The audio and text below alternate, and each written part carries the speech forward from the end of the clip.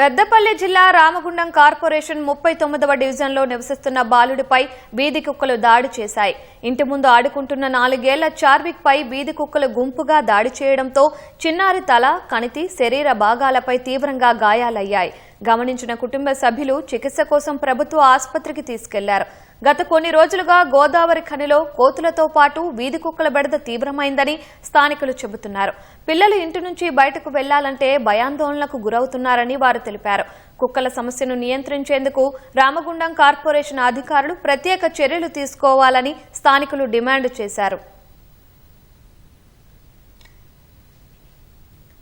హైదరాబాద్ సోమాజిగూడ రాజ్భవన్ రోడ్డులోని SS wines లో అగ్ని ప్రమాదం జరిగింది.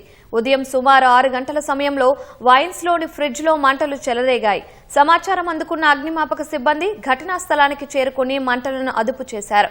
ఫ్రిడ్జ్ లో షార్ట్ సర్క్యూట్ వల్ల మంటలు చెలరేగాయని, ప్రాణ నష్టం జరగలేదని వెల్లడించారు.